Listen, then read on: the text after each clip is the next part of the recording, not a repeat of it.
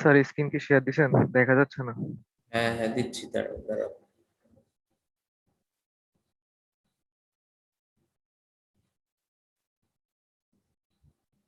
দেখতে পাও এখন? জি স্যার। ওকে, এইটাই আমাদের আজকের হলো এক্সপেরিমেন্ট। আসলে এটা এক্সপেরিমেন্ট বললেও এটা আমরা ওই ফিজিক্যালি ক্লাস করলেও এটা আমরা করাইতে পারি না আর কি, মানে হাতে কলমে এটা দেখাতে পারি না। শুধু থিওরিটিক্যাল আলোচনা করি। তোমাদের একটু এই বিষয়ে ধারণা থাকা জরুরি, সেজন্য এই বিষয়টা বিভিন্ন ভাবেই তোমাদের সামনে আসবে। আহ, সামনের সেমিস্টার গুলোতেও বিভিন্ন কোর্সে এই টার্মিনোলজি গুলো ফেস করতে হবে। সেই কারণে একটা ধারণা দেওয়ার জন্য আর কি আমরা এটা পড়াই। সবচেয়ে ভালো হতো যদি হাতে কলমে দেখানোর সুযোগ পেতাম, সেটা সবচেয়ে ভালো হতো। যাই হোক, আহ, দেখতে পাচ্ছ আজকে টাইটেলটা হচ্ছে প্রক্সিমেট অ্যানালাইসিস, অথবা তোমরা বিভিন্ন ভাবেই লিখতে পারো, কোনো অসুবিধা নাই। Analysis of proximate composition, proximate analysis of food, যেভাবেই লেখা কোনো অসুবিধা নাই। প্রথমেই আসলে আমরা এটা আসলে কি জিনিস বা এটা দিয়ে কি বোঝায় সেটা একটু জানার চেষ্টা করি। সেটা হচ্ছে এই যে তোমাকে দেখতে পাচ্ছ? সবাই দেখতে পাচ্ছ? জি স্যার। জি স্যার। ওকে, দেখো, proximate analysis refers to the quantitative analysis of macromolecules in food। ঠিক আছে, একটা ফুডের মধ্যে যে ম্যাক্রোমলিকিউল গুলো থাকে সেগুলোর কোয়ান্টিটেটিভ অ্যানালাইসিস করা হলো প্রক্সিমেট অ্যানালাইসিস। ঠিক আছে, বিভিন্ন রকমের টেকনিক অবলম্বন করে এটা আমরা করি, সেইগুলোই আমরা একটু তোমাদেরকে জানানোর চেষ্টা করব। প্রক্সিমেট অ্যানালাইসিসের মধ্যে আমরা হলো তোমাদের আরেকটা অপশন আছে, আরেকটা ভালো একটা স্লাইড, এটা দেখতে পাচ্ছ স্লাইড? Yes sir. জি স্যার।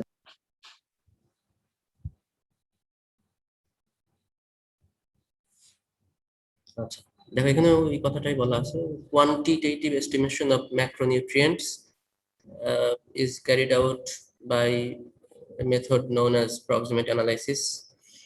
এটার মধ্যে আমরা এই যে moisture, ash, crude protein, crude lipid, crude fibre, এইগুলো অ্যানালাইসিস করে এগুলোর পরিমাণ একটা ফুডে বা যে কোনো একটা এলিমেন্ট, যে কোনো একটা সাবস্টেন্স এর মধ্যে কি পরিমাণে আছে সেগুলো আমরা বের করতে পারি। এবং এই পাঁচটা বের করার পরে 100 থেকে এই সবগুলোর পরিমাণ বিয়োগ করলে যেটা থাকে সেটা হলো আমাদের নাইট্রোজেন ফ্রি এক্সট্রাক্ট বা কার্বোহাইড্রেট। ঠিক আছে, স্যার আবার একটু বলেন। বলবো, দাঁড়াও। এইটা দেখতে পাচ্ছ এখন? ওয়ার্ড ফাইল দেখতে পাচ্ছ? জি স্যার। হ্যাঁ, আচ্ছা, আমরা আলোচনা করতেছি প্রক্সিমেট অ্যানালাইসিস নিয়ে। প্রথমে বললাম যে প্রক্সিমেট অ্যানালাইসিসটা কি, সেইটা কি বুঝতে পারছো? একটা ফুডের মধ্যে বা সাবস্টেন্সের মধ্যে যে ম্যাক্রোনিউট্রিয়েন্ট গুলো থাকে সেগুলোর কোয়ান্টিটেটিভ অ্যানালাইসিস করা হলো প্রক্সিমেট অ্যানালাইসিস। ঠিক আছে, সেটার মধ্যে প্রক্সিমেট অ্যানালাইসিসের মধ্যে আমরা যেগুলো বের করি সেগুলো হচ্ছে এই যে moisture, crude protein, crude lipid, crude fibre, ash, এবং সবশেষে নাইট্রোজেন ফ্রি এক্সট্রাক্ট বা কার্বোহাইড্রেট। ঠিক আছে, আমি বলি, কোথাও না বুঝলে আমাকে জিজ্ঞেস করো। প্রথমেই না বুঝলে হতাশ হয়ে যাওয়ার কোনো কারণ নেই। দেখো, ময়েশ্চার, এইটা আমি তোমাদেরকে যেটা দেখাচ্ছি এইটা হলো এই কাজগুলো আমি নিজেই, আমার নিজেরই করা। ঠিক আছে, আমার কাজ যেগুলো করছি সেইগুলো, এটা মূলত আসলে আমার থিসিস, আমার থিসিসে এইগুলো আমাকে লিখতে হয়েছে। সেইখানেই আমি প্রক্সিমেট কম্পোজিশন অ্যানালাইসিস করি এবং থিসিসের মধ্যে সেগুলো লিখতে হয় আমাকে।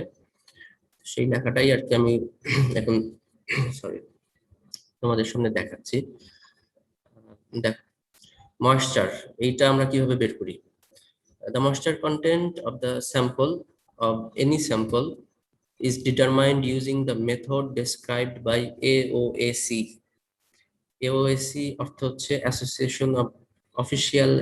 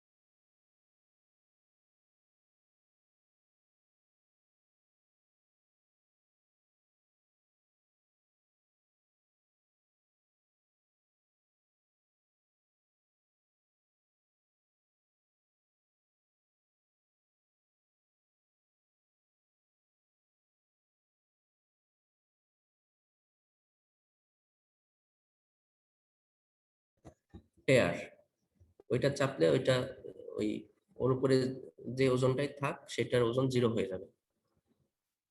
আচ্ছা স্যার। সেটাকে মাইনাস করে দিবে ওজনটাকে।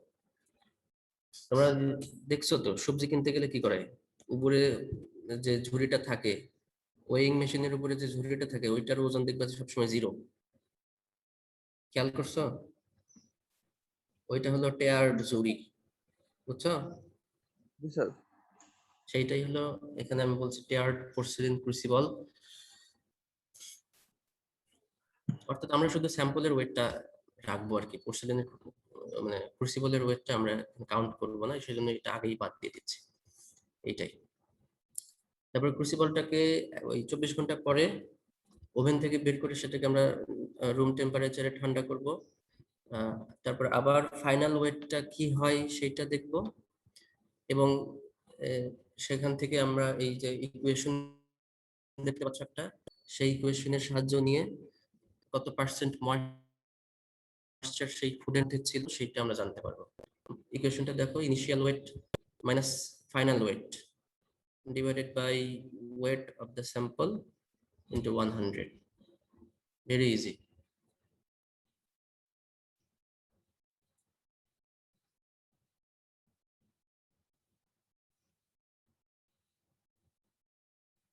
এটুকু বুঝতে পারছো ময়েশ্চার কিভাবে বের করি?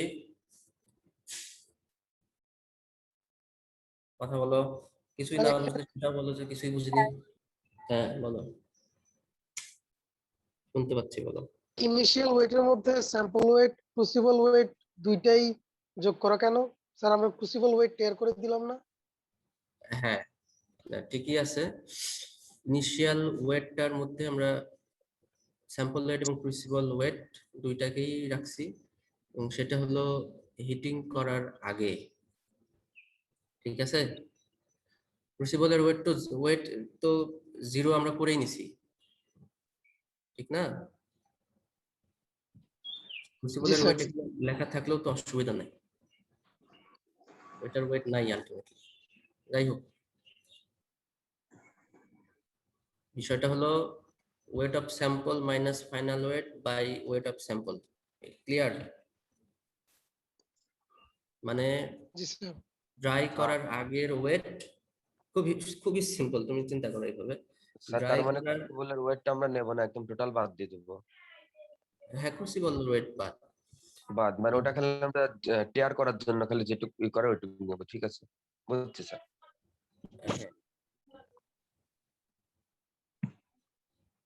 হ্যাঁ, বিষয়টা হলো যে ড্রাই করার আগের ওয়েট, অর্থাৎ ওয়েট ডাব্লিউইটি WEIGHT দুইটা ওয়েট, বুঝছো আমার কথা? ওয়েট মানে কি, একটা ওয়েট মানে হচ্ছে ভেজা যেটা, বুঝছো আমার কথা? বুঝতে পারতেছো? ওয়েট মাইনাস ড্রাই ওয়েট জি sir. Divided by weight of the sample into 100। এইভাবে আমরা ময়েশ্চার বের করবো। আর ড্রাই করবো কিভাবে সেটা একটু মনে রাখবো, সেটা হলো ওভেনের মধ্যে 24 আওয়ার রাখবো 105 ডিগ্রি সেলসিয়াসে, ঠিক আছে? 105 ডিগ্রি সেলসিয়াস টেম্পারেচারে 24 ঘন্টা বা ওভারনাইট ওভেনে রেখে সেটাকে আমরা ড্রাই করব। ড্রাই করার তো পরে স্যার যে আপনি বললেন যে স্যার ক্রুসিবলের ওয়েটটা নেওয়া হবে না, কিন্তু নিচে তো লেখা আছে দুইটাই নিতে সেটাই হবে। তো বললাম, সেই প্রশ্নটাই তো একজন করেই গেল। ওইটা তুমি মনে করো নাই, ওইটা বাদ দাও, ঠিক আছে? ওটার ও, ওয়েট তো জিরোই থাকলে, লেখা হ্যাঁ থাকলে ওইটাই তো তুমি স্যার। হ্যাঁ ওইটা, Yes, ওটা yes. তোমার কাউন্ট করার দরকার নাই। Okay sir. আচ্ছা, তারপরে আসলে হলো প্রোটিন কন্টেন্ট। এখানে অনেক কিছুই লেখা আছে, আমি আসলে, ঠিক আছে আমি একটু পড়ে যাই, তোমরা দেখো কোথায় বুঝতে পারো না। The principle of protein estimation is based on estimating the nitrogen content of the material and then multiplying the nitrogen value by 5.58 অথবা 6.25। এগুলো তোমরা স্যার জানলো আমরা তো দেখতে পাচ্ছি স্যার না। স্লাইড দেখা যাচ্ছে না স্যার। স্যার আমরা আগের ওয়ার্ড ফাইল দেখতেছি, ওই যে ময়েশ্চারের পরে Moisture, অ্যাশ আছে ওইটা। আচ্ছা, তোমরা কোনটা দেখতেছো? 3.3.2 ডিটারমিনেশন অফ প্রোটিন কন্টেন্ট, এরকম কিছু দেখতে না পাচ্ছ? স্যার, স্যার না ময়েশ্চারটাই স্যার, দেখাচ্ছে, ময়েশ্চারের স্লাইডটাই দেখাচ্ছে। আচ্ছা চেঞ্জ হয়নি স্যার, স্লাইডটা চেঞ্জ হয়নি, আগেরটাই আছে স্যার। ও আচ্ছা, ঠিক আছে দেখি তো।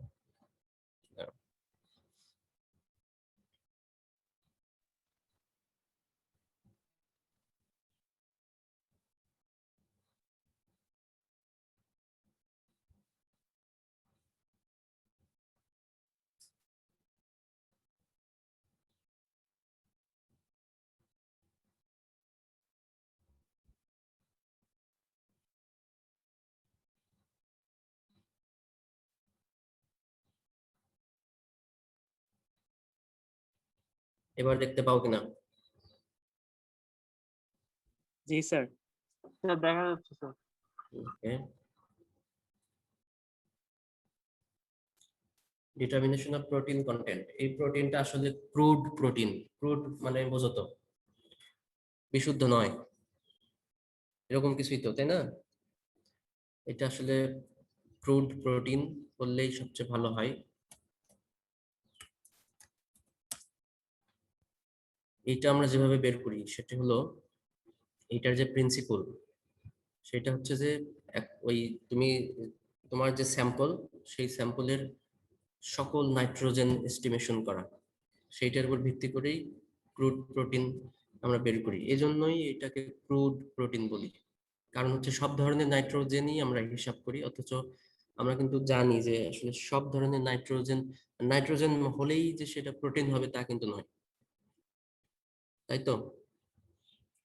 কিন্তু আমরা এস্টিমেশন করার সময় সব ধরনের নাইট্রোজেনের পরিমাণই এস্টিমেশন করি, যার জন্য এটাকে আমরা ক্রুড প্রোটিন বলি আর কি, ঠিক আছে? সকল ধরনের নাইট্রোজেন এস্টিমেট করার পরে সেটাকে আমরা মাল্টিপ্লাই করি 5.58 বা 6.25 দিয়ে।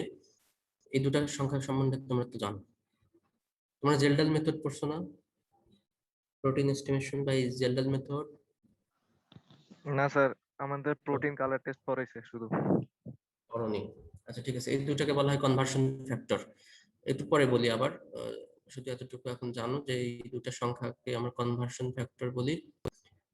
আচ্ছা বলে ফেলি, যদি আমার স্যাম্পলটা প্লান্ট সোর্স থেকে হয় তাহলে সেটাকে 5.58 দিয়ে গুণ করতে হয়, 5.5। আর যদি স্যাম্পলটা অ্যানিমেল অরিজিন হয় তখন সেটাকে মাল্টিপ্লাই করতে হয় 6.25 দিয়ে। এই সংখ্যাগুলোকে বলা হয় conversion factor. Okay, this is referred to as crude protein content since the এই যে নন প্রোটিন নাইট্রোজেন, অর্থাৎ যে সকল নাইট্রোজেন প্রোটিন নয়, সেইগুলো আমরা হিসাব করি এই পদ্ধতিতে, সেই কারণে এটাকে আমরা ক্রুড প্রোটিন কন্টেন্ট বলছি। Okay, NPN present in the material was taken into consideration in the protein investigation. The estimation of nitrogen is made by modified microzeldal method অথবা জেলডাল মেথড বললেই হবে। এটা হলো আরেকটু আধুনিক একটা প্রসেস, বা ওই জেলডাল মেথডেরই একটু ডেভেলপড ভার্সন আমাদের মাইক্রোজেলডাল method, which depends on the fact that organic nitrogen, when digested with concentrated sulfuric acid, is converted into ammonium sulfate. Ammonia liberated by making the solution alkaline is distilled into a known volume of standard boric acid, which is then back titrated. So এগুলো এত কিছু তোমাদের জানা দরকার, আমি পড়ছি ঠিক আছে, কিন্তু এত কিছু আমি বললাম ঠিক আছে, কিন্তু মানে তুমি হয়তোবা চিন্তা করতেছো এত কিছু জানতে হবে, আসলে দরকার নাই। তুমি শুধু এটা জানো যে এটা জেলডাল মেথডে আমরা এটা বের করি। এখানে এটাকে ক্রুড প্রোটিন বলছি কারণ এর মধ্যে এনপিএন আছে, কনভার্সন ফ্যাক্টর প্লান্ট সোর্সের ক্ষেত্রে কোনটা, অ্যানিমাল সোর্সের ক্ষেত্রে কোনটা, এগুলো শুধু জানো। আর বিস্তারিত এখানে কোনো কিছু মুখস্থ করতে হবে এরকম কিছু নাই। রিএজেন্ট গুলো দেখো, এই রিএজেন্ট গুলো আমরা ব্যবহার করি, এই রিএজেন্ট গুলো ব্যবহার করে জেলডাল মেথড এর সাহায্যে প্রোটিন এস্টিমেশন করি।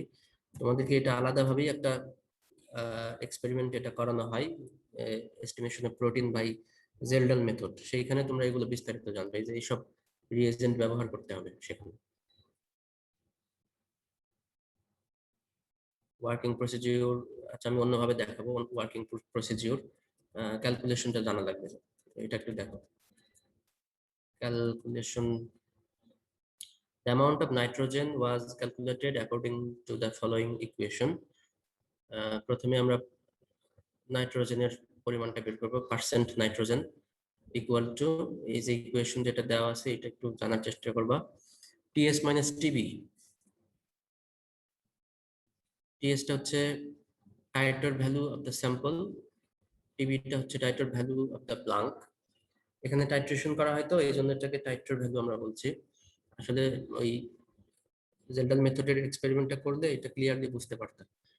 এনিওয়ে, এখন যদি নাও বুঝতে পারো শুধু জেনে রাখো বিষয়গুলো, পরে তোমাদের এটা করানো হবে অথবা পরের সেমিস্টারে, যদি কোনোদিন পরের সেমিস্টারে ক্লাস হয়।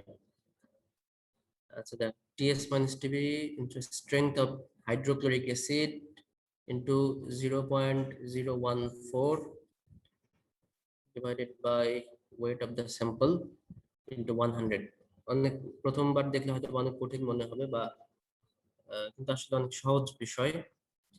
তোমরা যদি না বুঝো অডিট হওয়ার কিছু নাই, ঠিক আছে, তোমাদেরকে এটা আবার করানো হবে। তারপরে the percentage of the nitrogen of the sample was multiplied by 5.58 to obtain the total crude protein present in the sample according to the equation.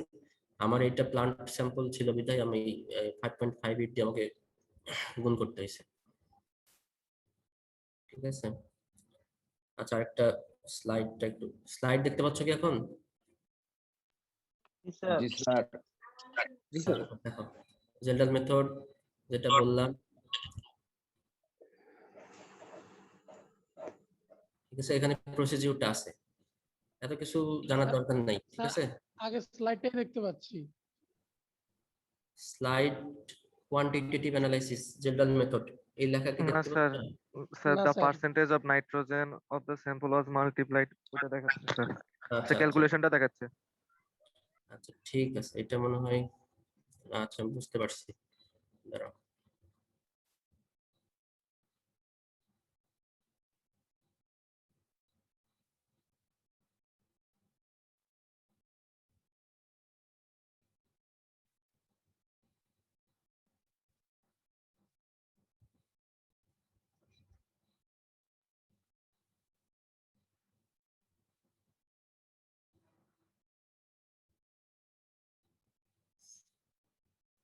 কে হাত তুলছো কে?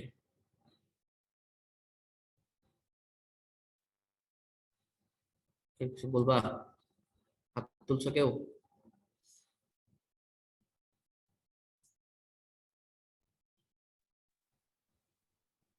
এবার দেখতে পাচ্ছ? এইবার কোয়ান্টিটেটিভ অ্যানালাইসিস, এই যে জেলডাল মেথড লেখা দেখতে পাচ্ছ? জেলডাল বানানটা খেয়াল করো।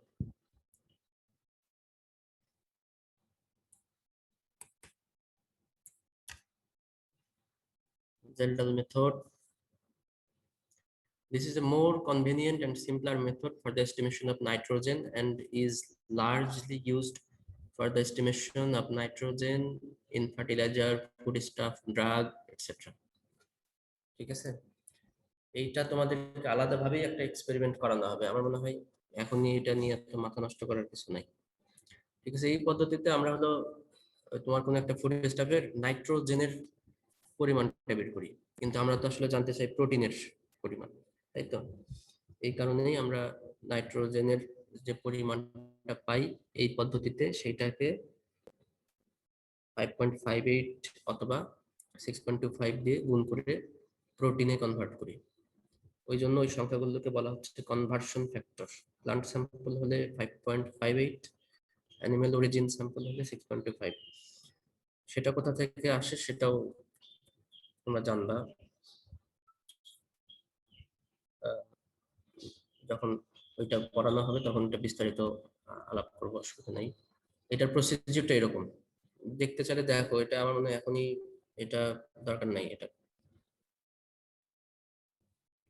প্রথমে ডাইজেশন করতে হয় স্যাম্পলটাকে, তারপরে সেটাকে নিউট্রালাইজ করতে হয় সোডিয়াম হাইড্রোক্সাইড ব্যবহার করে, এবং সবার শেষে সেটা হলো টাইট্রেশন করে ওই যে ইকুয়েশনে যে দেখতে পাচ্ছ যে টাইটার ভ্যালু, ইকুয়েশন যে দেখালাম এর আগে ওয়ার্ড ফাইলে, টিএস মাইনাস টিবি, অর্থাৎ titre value of sample minus titre value of blank, সেই দুটো ভ্যালু এই যে এখানে টাইট্রেশন যে করি সেখান থেকে পাই। একটা হলো স্যাম্পলের টাইট্রেশন আর একটা সাইমালটেনিয়াসলি একটা ব্লাঙ্ক একটা। স্যার এটা কি স্যার, কিছুই তো মাথায় ঢোকে না। এটা মাথায় ঢোকে না, দরকার নাই, এটা দেখে যাও শুধু এখন। স্যার এই এক্সপেরিমেন্ট এত কঠিন কেন? এই এক্সপেরিমেন্ট কঠিন না, মোটেও কঠিন না।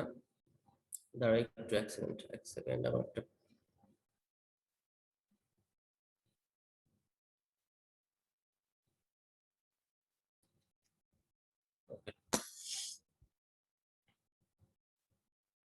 এই এক্সপেরিমেন্ট তো করতে হবে না তোমাদের এখন।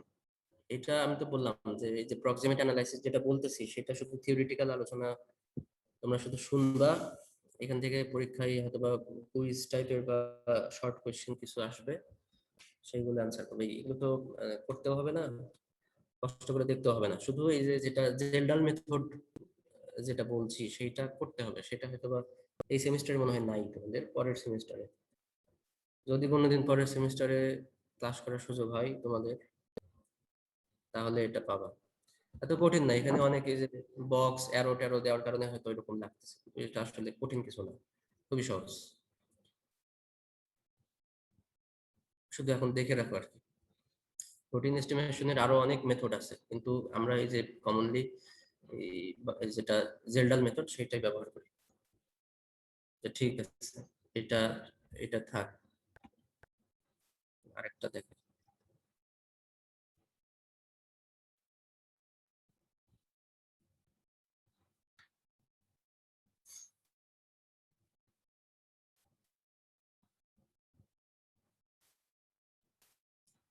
ঠিক আছে, ক্রুড প্রোটিন গেল, ময়েশ্চার গেল, ক্রুড প্রোটিন গেল। এই ইকুয়েশনটা আরেকবার দেখি, ইকুয়েশনটা জানতে হবে আর কি।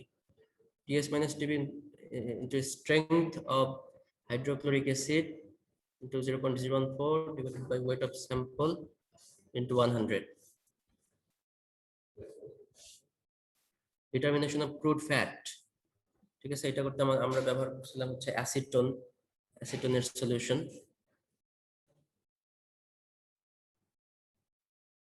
এটা working procedure very easy.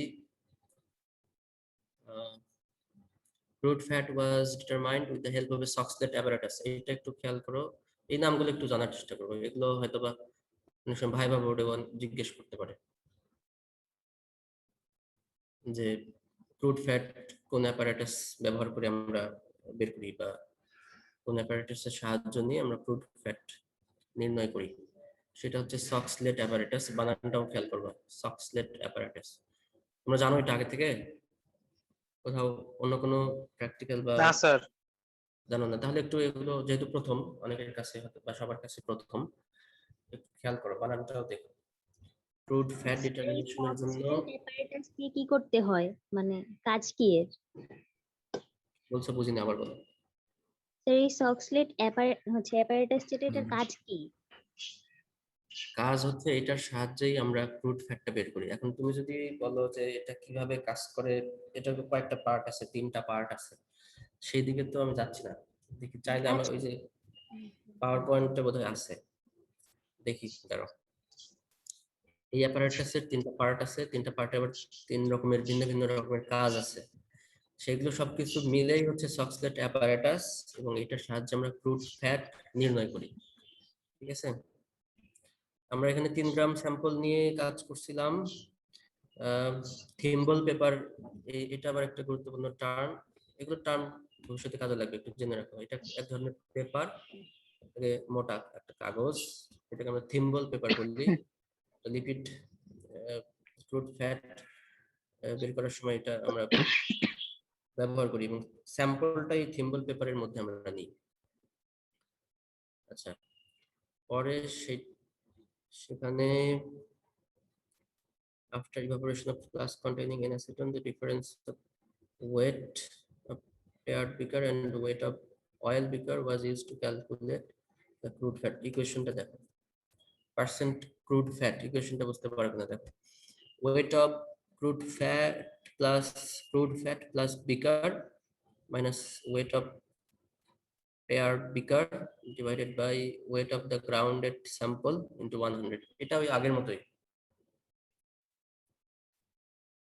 Moisture যেরকম করে করছিলাম দেখুন একটা সেরকম।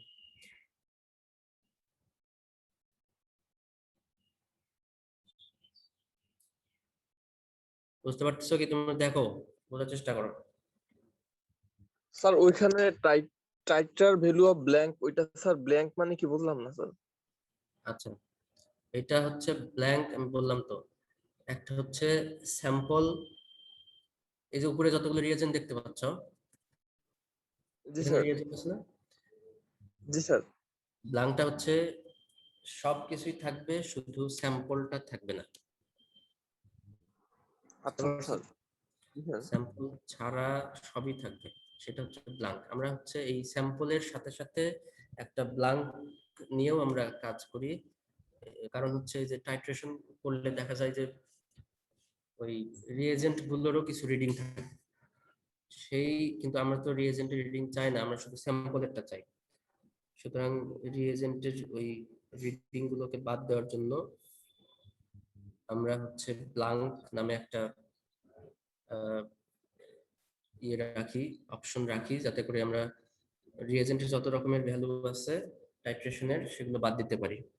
বাদ দিলে শুধু কি পাবো? স্যাম্পলেরটা পাচ্ছি। দেখো, পিএস এর মধ্যে রিএজেন্ট গুলো আছে, স্যাম্পল আছে। টিবিতে শুধু রিএজেন্ট গুলো আছে, মাইনাস করলে শুধু থাকে হচ্ছে স্যাম্পলের টাইট্রেশন ভ্যালু।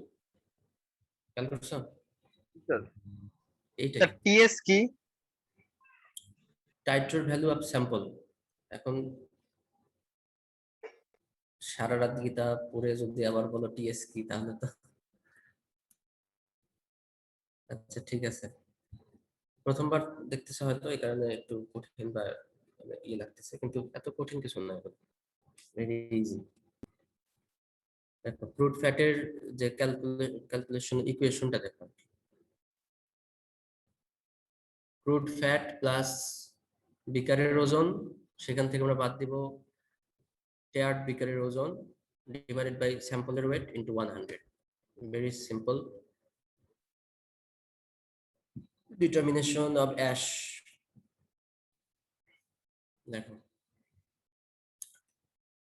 অ্যাশ বের করতে হলে আমাদের যে ইয়েটা লাগবে ইনস্ট্রুমেন্ট, সেটা হচ্ছে মাফল ফার্নেস। এগুলো কিন্তু জানতে হবে। আমি এই যে দেখো বোল্ড করে রাখতেছি।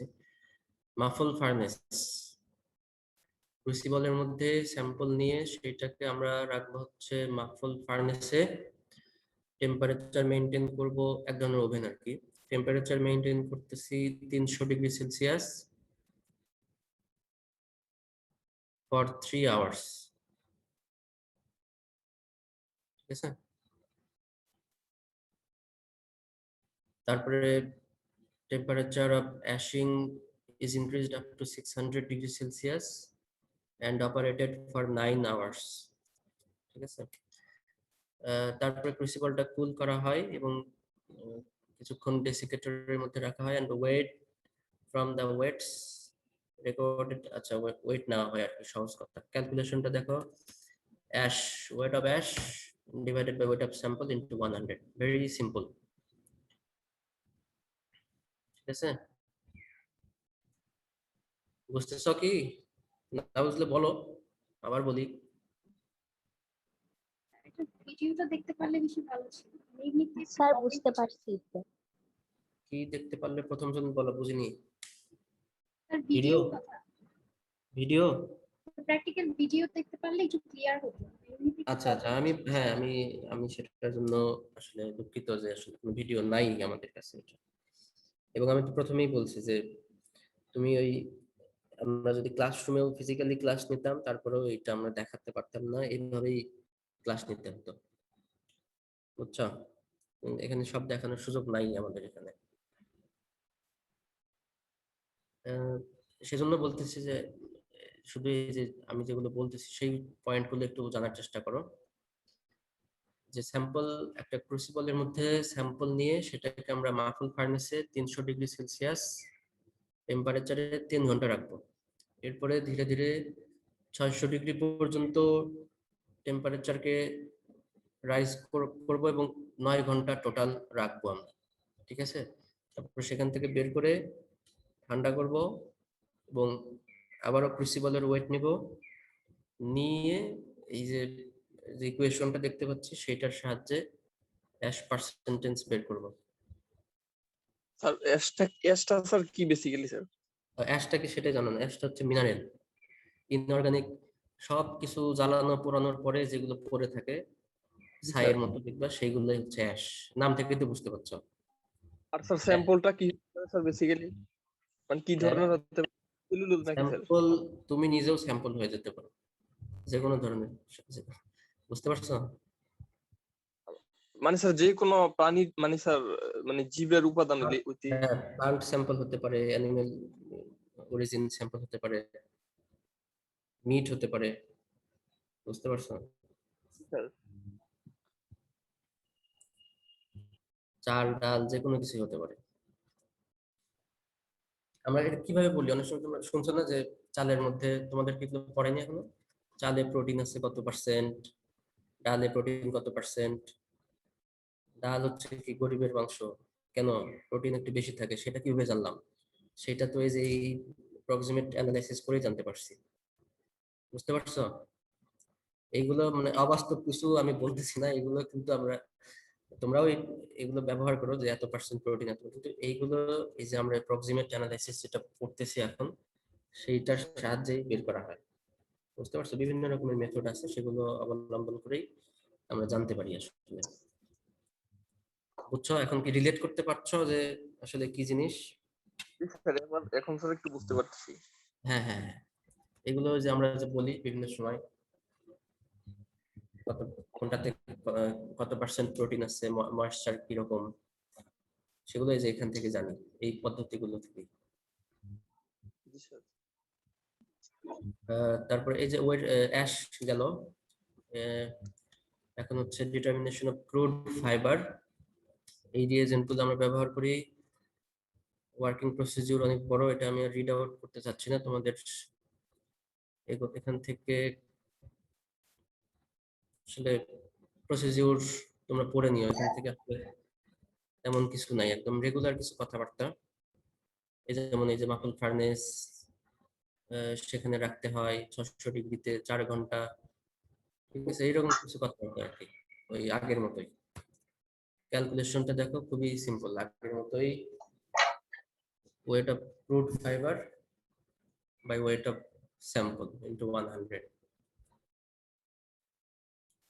তারপর আসলে কার্বোহাইড্রেট। খেয়াল করো, এখানে কিন্তু আমরা বললাম হলো ক্রুড ফাইবার, সেইটা বলতেছি, আবার বলতেছি হচ্ছে কার্বোহাইড্রেট, অর্থাৎ কি দুইটা কিন্তু দুই রকম জিনিস, সেটা মাথায় রাখবা। কার্বোহাইড্রেট এটা আমরা প্রক্সিমেট অ্যানালাইসিস, মিউট করো সবাই।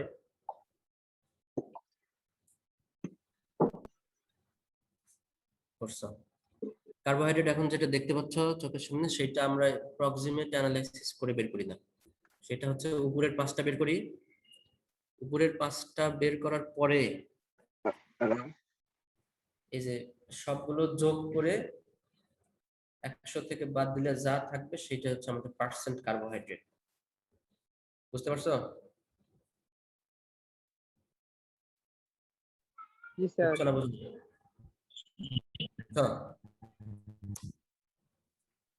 কথা বলো। জি স্যার। না বুঝলে দেখো, এটা ভেরি ইজি ইকুয়েশন।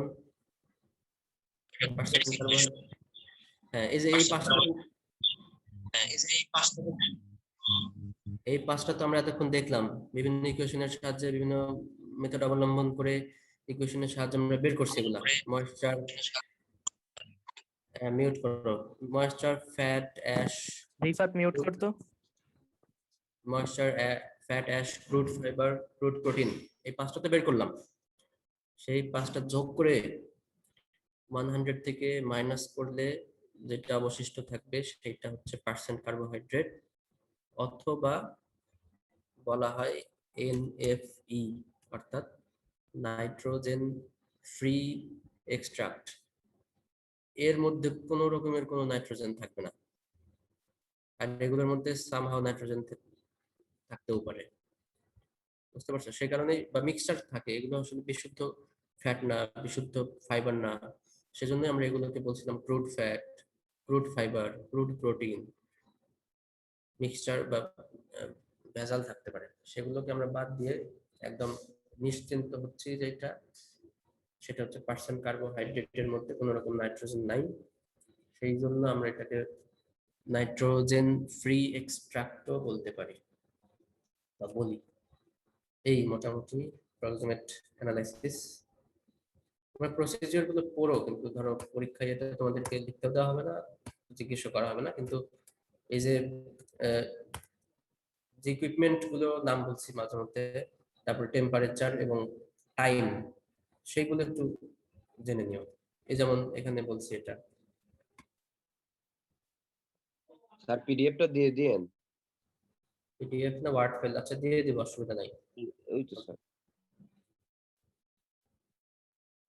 কিছুই বোঝনি মনে হচ্ছে, এমন হতাশার সুরে বললা। না মানে তোর হালকা পাতলা একটু, হালকার উপর ঝাপসা। আচ্ছা, এই রকমের টার্ম গুলো আগে শোনোনি বা আগে কোথাও পড়োনি? না স্যার। না স্যার এরকম পুরো পড়া হয়নি স্যার। প্রথম হওয়ার কারণে হয়তো বা এরকম ঝাপসা মনে হচ্ছে। তুমি যদি নিজে আবার একটু পড়ো তখন আরো একটু ক্লিয়ার হবে, এবং প্রশ্ন থাকলে আমাকে জিজ্ঞেস করবা পরে, অসুবিধা নেই। Okay sir.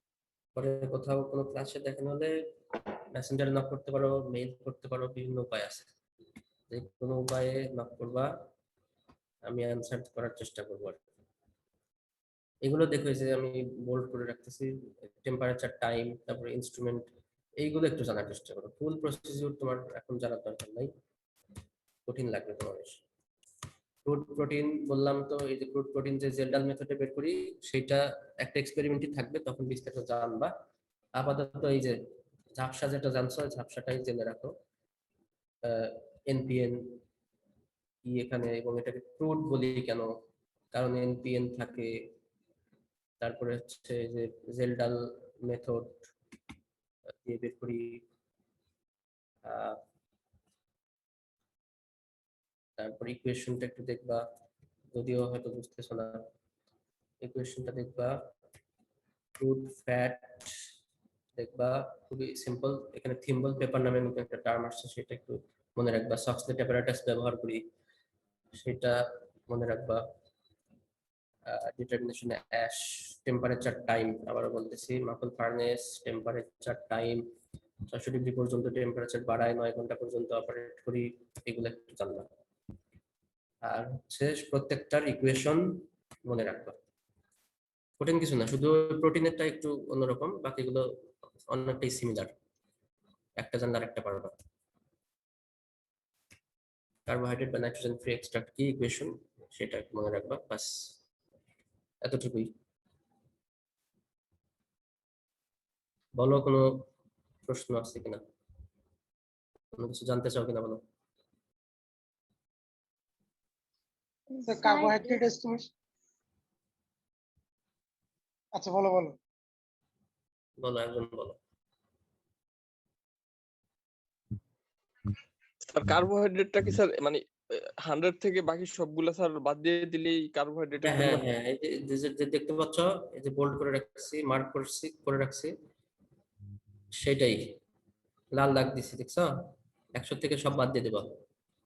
স্যার এখন এগুলো বাদে অন্য কিছু থাকতে পারে না, যে মানে 100 থেকে বাকি যা, এগুলো থেকে যেগুলো বাকি থাকবে সবই কার্বোহাইড্রেট হইতে হবে? হ্যাঁ, আর তো কিছু নাই অবশিষ্ট, আর কি থাকতে পারে বলো?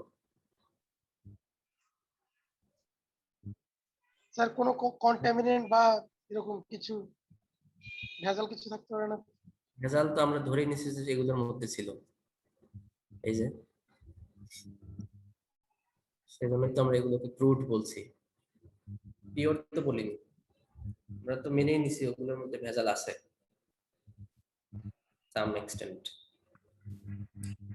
বলো, আর কিছু বলো।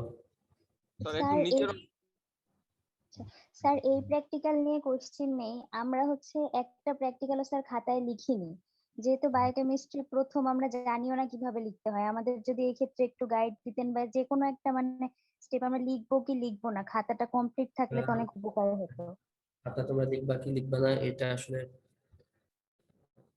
ডিপার্টমেন্টে আসলে আমি একা বললে হবে না, এটা সবাই মিলে, কারণ সবাই তো ক্লাস নেবে। আমি তোমাদের বললাম লিখতে, অন্য স্যার নিষেধ করলো, তাহলে কন্ট্রাডিক্টরি হয়ে গেল না? সুতরাং একটা মিটিং করেই জানাতে হবে। সেই মিটিং সেরকম কোনো আলাপ আলোচনা আমাদের হয়নি এখনো, বুঝতে পারছো? তখন আমরা জানাবো, তোমাদেরকে জানাবো। Yes, sir. আচ্ছা, আর কিছু তোমরা স্যালাইভারি অ্যামাইলেজ ভিডিও দেখতে চাচ্ছিল, আমার কাছে মনে হয় আসছে, দেখবা কি নাকি? চয়ন স্যার বলছে ক্লাস নেবে আর একটা। স্যার সোহান স্যারের ক্লাসে দেখবো না। ওকে, বিরক্ত হয়ে গেছে এতক্ষণ কথা শুনতে শুনতে, কোন রকম মজার কোনো কথা নাই, শুধু খারাপ খারাপ কথা, কঠিন কঠিন কথা, তাই না? না স্যার, এই জিনিসটা আমার একদম নতুন তো, আমি সেটাই বলছি, এবং আবারও বলতেছি, মানে প্রেশার নেওয়ার কিছু নেই। প্রথমবার নতুন একটা জিনিস দেখলে এরকমই মনে হবে, কে বললো যে ঝাপসা, সেটাই স্বাভাবিক। তোমরা আবার একটু পড়বা না, আমার তো, আমি তো তোমাদেরকে একদম গুলিয়ে খাওয়াই দিতে পারি, তোমাদের নিজেদের পড়তে হবে তো। এবং আমি তো সেই সুযোগটা রাখতেছি যে কোনো রকমের প্রশ্ন থাকলে তোমরা জিজ্ঞেস করবা, মেসেঞ্জারে যে কোনো সময় করতে পারো, মেইল করতে পারো, কোনো অসুবিধা নেই, চেষ্টা করবো আনসার করার। সেটাই, আমি তোমাদেরকে এই টপিকটার সাথে ইন্ট্রোডিউস করে দিলাম, তোমরা নিজেরা পড়বে, এবং এই বিষয়গুলো বারবার সামনে আসবে, সামনের সেমিস্টার গুলোতেও কোনো না কোনো জায়গায় তোমরা পাবা, ময়েশ্চার, প্রোটিন, লিপিড বা ফ্যাট, বুঝতে পারছো? প্রক্সিমেট অ্যানালাইসিস, বা কেউ কেউ হয়তো মাস্টার্সেও সময়ও কাজ করে, যেমন আমি করছি, সিউইড নিয়ে কাজ করছি। দেখো, এগুলোকে বলা হয় মেরিন ম্যাক্রোঅ্যালগি, কেন এগুলা? সামুদ্রিক শৈবাল নাম শুনছো? স্যার এগুলা শৈবাল। জি স্যার। সিউইড বলে যেগুলা, বা মেরিন ম্যাক্রোঅ্যালগি, আমি সেগুলো কাজ করছি। এই দেখো, আমি নিজেই, এটা হলো মহেশখালীর কাছে, সেখানে আমি গিয়ে এগুলো কালচার হ্যাঁ, এটা আমি, এগুলো হচ্ছে কালচার করার চেষ্টা করতেছে। এটা মনে করতেছে জমি তো, কিন্তু যখন জোয়ার হয় তখন এইটা পুরোটাই একদম ডুবে যায়, হাঁটার সময় এরকম পানি নেমে যায়, তখন আমি নামছিলাম, নেমে কোথায় স্যার এটা? কুয়াকাটা, এটা মহেশখালীর কাছে, মহেশখালী? কক্সবাজার। মহেশখালী, বুঝছি স্যার। হ্যাঁ, মহেশখালী যেতে হয় না, এই পার থেকে মহেশখালী দেখা যায়, এই পাশ থেকে ওই পাশে মহেশখালী দেখা যায়, আমার ইকো হচ্ছে কেন? আরে সাদা সাদা গুলা কি স্যার? ওগুলো বয়া বলে, ওই যে যখন পানি আসে হ্যাঁ। তখন এই যে এগুলো ভেসে ওঠে, বুঝছো? ও এই দড়িগুলো সহই এগুলো ভেসে ওঠে। বয় স্যার বলে। এগুলো কি এডিবল? হ্যাঁ, অবশ্যই এগুলো হচ্ছে এডিবল, কিন্তু এই যে আমরা পরিচিত না, প্রথমবার দেখতেছো ঝাপসা লাগতেছে, তাই তো? কিন্তু এগুলা তুমি যদি কোনোদিন হয়তো বা যাবা, জাপান, কোরিয়া বা ক্যাম্বোডিয়া এইরকম দেশে যদি যাও, তুমি এইগুলা খেতে না চাইলেও তোমার মিলের মধ্যে এগুলো চলে আসবে, তারা এত খায়, জি এত স্যার। খায়। জায়গায় তোমার এখানে কালচার এইগুলো করতেছে কেন স্যার বাংলাদেশে? বুঝি নাই। বাংলাদেশে এগুলো কালচার করতেছে কেন মহেশখালীতে?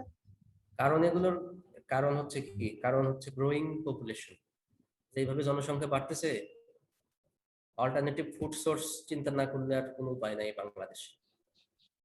যারা সায়েন্টিস্ট, হ্যাঁ বলো। জাপানে এগুলো খাইতে হয়? হ্যাঁ হ্যাঁ, অবশ্যই খায়। তুমি গেছো জাপানে? না স্যার, ইচ্ছা আছে। যাবা, অসুবিধা কি, পড়ালেখা শেষ করো, যাবা। অবশ্যই খায় এবং প্রচুর পরিমাণে খায়। স্যার এগুলা খাইছেন আপনি? কিরকম স্বাদ? আমি খাওয়ার সুযোগ হয়েছিল যে আমার চিপস এর মাধ্যমে খাইছি আর কি, সিউইডের চিপস, বুঝতে পারছো? বা চিপসের মধ্যে সিউইড মেশানো, স্যার সেইটা আমার কিরকম খাওয়ার। টেস্ট? খাইতে টেস্ট বলতে আসলে একটা ফ্লেভার আছে, আহ, অনেকের কাছে সেটা অড লাগবে, বিশেষ করে আমরা যারা বাঙালি বা খেয়ে অভ্যস্ত না, তাদের কাছে স্মেলটা অড মনে হবে, তাছাড়া আর অন্য কোনো সমস্যা নেই। জাপানে তো অনেক এরকম, তোমরা একটা সার্চ করে দেখতে পারো, ইন্টারেস্টিং এগুলা। তোমার হচ্ছে একটা ওই সিউইডের অনেকটা পাতার মতো, তো কিছু কিছু আছে পাতার মতো, সেই পাতার মধ্যেই তোমার হচ্ছে ভাত মাছ সবকিছু ওরা একদম মুড়ায় দেয়, এবং ওরা পাতা সহই খেয়ে ফেলে, পাতাটাকে প্লেট হিসেবে ব্যবহার করে, আবার প্লেটই মনে করে খেয়ে ফেলে, কারণ ওটা সিউইডের পাতা প্লেট, ওরা তো সিউইড খায়, প্রচুর পরিমাণে তারা খায়। এবং এটা আমরা চিন্তা করতেছি অল্টারনেটিভ ফুড সোর্স হিসেবে এটাকে বাংলাদেশে এটাকে জনপ্রিয় করা।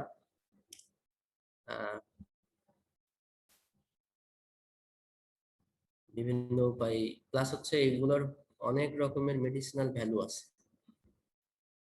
বুঝতে পারছো?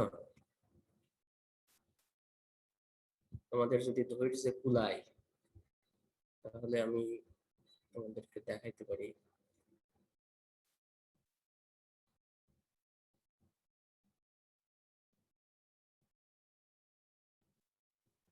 দেখো, আমি যে কাজটা করছি সেটা একটা পাবলিকেশন আমরা করছিলাম, এটা আমি ফার্স্ট অথর। সেখানে দেখো টাইটেলটা শুধু দেখো, nutritional value, phytochemical profile, antioxidant property, other eating potential of macroalgae from coasts of Cox's Bazar and Saint Martin's Island of Bangladesh. বাংলাদেশের সেন্ট মার্টিন এবং কক্সেস বাজার থেকে আমরা 5টা ম্যাক্রো অ্যালগি বা সিউইড নিয়ে এগুলো অ্যানালাইসিস করছি আমরা। এই যে নিউট্রিশনাল ভ্যালু দেখতেছো, এটার মধ্যে আমরা হচ্ছে প্রক্সিমেট অ্যানালাইসিসটা করছি। অর্থাৎ প্রক্সিমেট অ্যানালাইসিস না করলে তো আমরা বলতে পারবো না যে আসলে কত পার্সেন্ট প্রোটিন, লিপিড, কার্বোহাইড্রেট এগুলো আছে, সেটা করেই আমরা এই নিউট্রিশনাল ভ্যালুটা আমরা বলতে পারছি। তোমরা কি এখন এই প্রক্সিমেটটা একটু রিলেট করতে পারো যে আসলে প্রক্সিমেটটা কি জিনিস, কি কাজে লাগে, এটা যে নিউট্রিশনাল ভ্যালু জানার জন্য লাগে, বুঝতে পারছো? জি স্যার। অবাস্তব কিছু না, দেখো এই যে আমি এই কাজগুলোই করছি আর কি। সুতরাং ওই যে তোমাদেরকে ওয়ার্ড ফাইলের মধ্যে যেটা দেখালাম সেটা আমরা এই যে এই একটা ছোট প্যারার মধ্যে এখানে নিয়ে আসছি, পেপারে তো অত বড় লেখা দেওয়া যাবে না। ছোট্ট করে শুধু এক লাইনে বলতে হবে। ক্রুড প্রোটিন, এটা আমরা মাইক্রোজেন্ডাল মেথডে বা এই মেশিনের সাহায্যে করছি। Crude facts oxalate, fibre, ash, moisture, এগুলো আমরা এওএসসি মেথডের সাহায্যে করছি। এওএসসি আমরা বলছিলাম এটা হচ্ছে association of official analytical chemists. এগুলো জেনে রাখো, এখনই মানে খুব কষ্ট করে মনে রাখতে হবে এরকম কিছু না, শুধু শোনো পরিচিত। তাহলে এরপরে যখন শুনবা তখন আর প্রথম শুনতে হবে না, দ্বিতীয়বার শুনবা। বুঝতে পারছো? প্রথমবার শুনে যে তোমাকে মুখস্থ করে ফেলতে হবে বিষয়টা এরকম না। এইটাই ঠিক আছে, আমি শেয়ারিং বন্ধ করলাম। তোমাদের অ্যাটেন্ডেন্স কিভাবে দিব?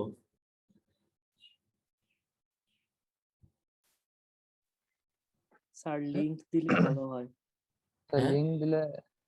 লিংক দিলে স্যার ভালো হয়, Google link form sir docs